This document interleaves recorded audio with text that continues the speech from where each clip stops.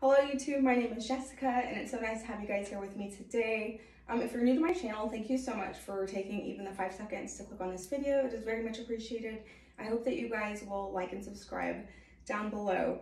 In today's video, I want to talk about what progressive overload is and how you should be setting up your sets in the gym. Like, I don't think that people quite understand. I know that I've had a few friends that didn't understand that with every single exercise, like say squats and deadlifts, for example, say that you're doing those two exercises and you're alternating them in the gym.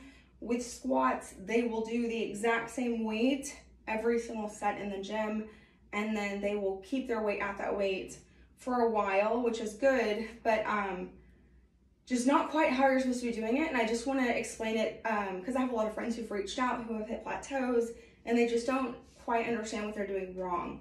So I have my barbell set up right here just for an example for you guys with squats. I just kind of wanted to walk you through it. So progressive overload, just to break that down as simply as possible, is simply doing more. It's either doing more sets, more reps, adding more weight, or you can do it by doing time under tension.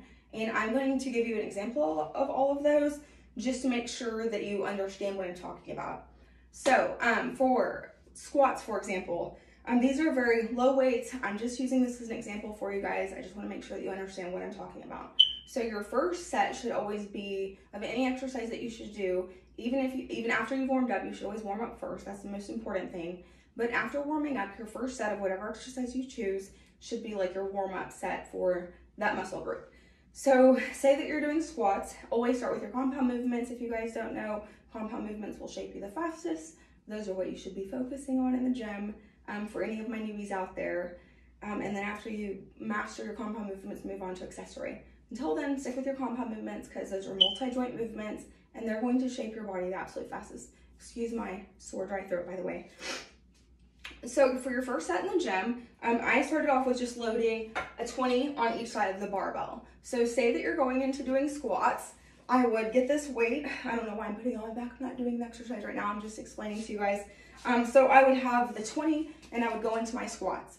I would do about 14 to 16 of those to warm up, at least 16. I don't know why I did 14, but just as a warm up, you're just warming up that muscle group and getting prepared. You're preparing your body to lift heavy. Your second and third set should be where I feel like is like where you're at in weight. So they're a little bit more challenging. Remember that whenever you're increasing weight too, it's a little by little. You're not increasing it by 20 to 30 pounds each exercise because that is crazy and you will injure yourself. So I started off with 20 for my first set, and then my third set, I'm going to do it with 25 pounds. I'm going to have it on my back. I'm going to do 12 squats. Once I'm done with my second and my third set, and I would like to remind you that by the time you get to 12, you guys should be exhausted. Like, you should be out of breath. It should be hard for you. You can just get to 12. Your very last set, so I have 25 right here. My very last set, I would do it with 30 pounds on each side.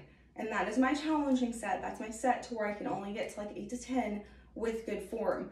The reason that you're only getting to 8 to 10 is because like if that's the max that you can get to, you're going to tear your muscles. You're gonna have little micro tears in your muscles, and then when they heal, it's going to hopefully be able to allow you to lift more. That's the idea behind it. That's like as simply as I can break it down for you guys. If you are not doing it that way, if you're doing all of your sets, you're getting up to 12 and they're easy for you, you are not challenging yourself. Couple of things to remember: if you're lifting too heavy, like say for squats, for example, your knees will start caving in, your form won't be good, and then your body is going to overcompensate in different areas.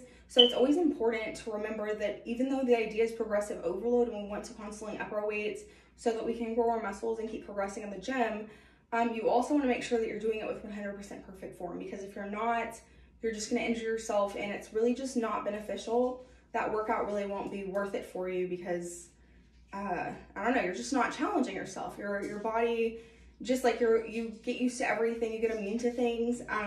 So when you first start working out super hard, you're super exhausted. You don't know if you want to stick with it. And then 6 months in, now you have more energy every time you go to the gym. You don't need to take a nap and you feel good and all of that. I mean, you just continue to grow. Same idea with progressive overload. You want to continue to grow, but safely. So Squats for me are the death of me. I have such a love-hate relationship with squats. Multi-joint movements like that are going to take a little bit longer to up your weights in. Like there's going to be weeks that you go to the gym, maybe last week you ended with 45s on each side and that was really challenging for you. You can only get to 8 to 6. Now you try to go up to 45 pounds and your form is too sloppy and it's just hurting your back. Stop, just add more reps. That's another way. That is the second way that I want to talk about progressive overload. You can also do progressive overload by increasing your sets or your reps.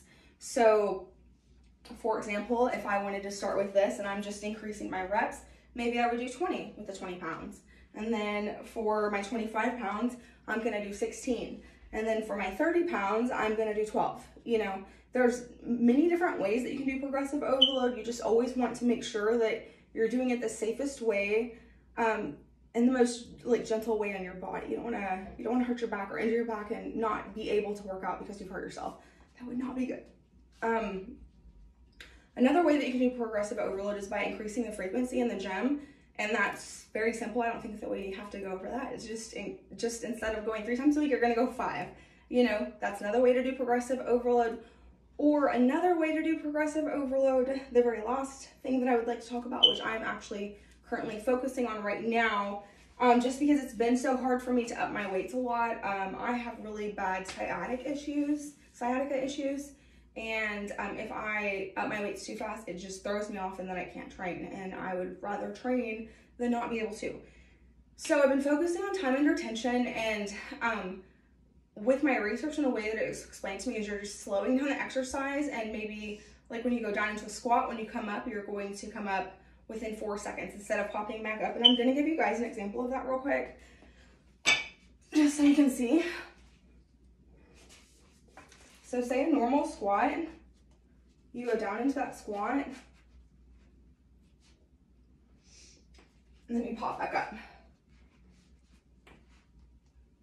So for time under tension, you're gonna go down, hold it,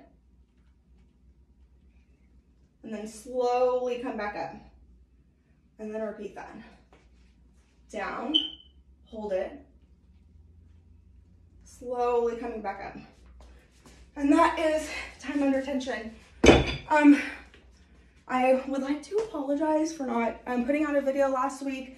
My boyfriend ended up with COVID, and then we had a death in the family who there were some traumatic things with that family member.